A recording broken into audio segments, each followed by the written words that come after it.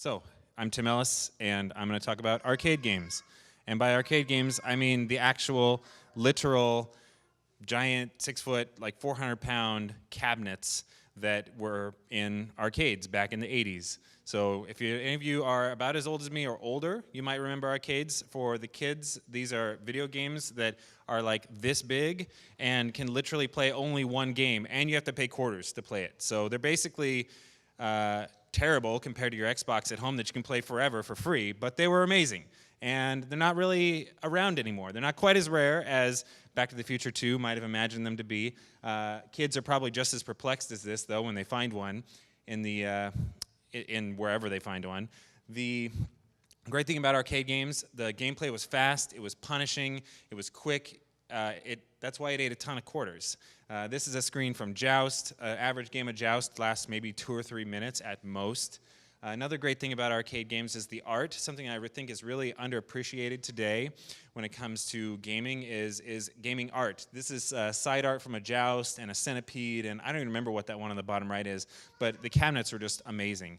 I have a few arcade games at my house. I've been slowly building a collection. This is what I got so far: Joust, Missile Command, Tempest, and Asteroids. You can see that the Missile Command on the far left there is not on. That's because it's not working and it needs to be fixed, which is another interesting aspect of arcade games today. These things are 30, 35 years old. They need a lot of repair and care and feeding. So my Asteroids machine that I got was working when I went to buy it from this guy locally here in Seattle, but I'm not going to read that whole thing. Essentially, when I got it home, it wasn't working, and I had to do all kinds of stuff, and fixing one thing broke another thing. Eventually, I got it working. Arcade repair is tricky. This is a circuit board inside a Tempest machine, and every one of those little gray squares is a chip, a computer chip that's probably not even made anymore. So one of the other sources you go to for fixing up arcade machines, you need like side art, you need buttons, you need all this kind of cool stuff, this is literally one of the most respected sites out there right now for arcade stuff, and it looks like it's straight out of 1995. It's crazy, but it works. For my arcade machines, I've joined this group called SMAC, Seattle Metro Arcade Collectors. It's a bunch of guys who mostly are a lot older than me, who probably repaired these things in the 80s, and they help you fix them today. It's awesome. This is actually at one of their houses.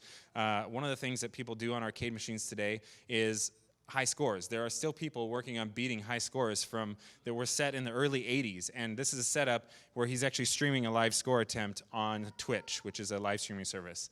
This guy here is a local Seattle area guy who actually has broken a ton of high scores for all kinds of old arcade cabinets, including Joust and Asteroids. And he's actually the guy who sold me my Joust machine, but it's not the same Joust machine he's hit the record on, which is actually this one in this picture on the left, in a house in West Seattle, is the machine that guy set the world record on just a few years ago, and that record had stood for 28 years. It's crazy, the kind of stuff that these people are doing, even still today.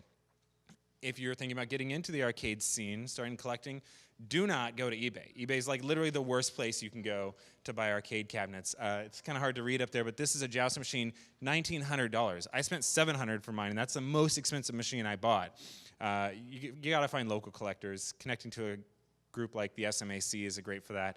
This is just a fun story about arcades from England. So that rusty ship you see there was actually basically a floating arcade from 1979 to 1982. And then it just shut down and sat there on the shore rusting for years until in 2012, a bunch of collectors were able to get inside and rescue 50-plus games. Got them all out, and they've been slowly restoring them and circulating them out amongst the collector scene. Another way you can get into arcades is there's a big show. This is pictures from the Tacoma, it's called the Northwest Pinball and Arcade Convention. It's in Tacoma. It was in June, I think, this past year, maybe July. Basically every pinball machine you can imagine, every arcade cabinet, and they're all for free to play. You just pay to get in, and you play as much as you want. It's amazing. There's a ton of local area arcades. The nearest one is, you can see there's a dot in the upper left there. That's in Edmonds. It's an arcade called Another Castle Arcade. And finally, I want to talk about sort of the legacy of arcades that still lives on today. It's actually in apps. These are a bunch of apps that have very arcade-style gameplay. Cannabalt, Crossy Road, Super Hexagon, and Jetpack Joyride are all apps that you download on your iPhone or your Android, and it's basically an arcade game in your pocket. So that's all I have to say about arcades, because I'm already out on 5 minutes, so game on. Thank you for listening.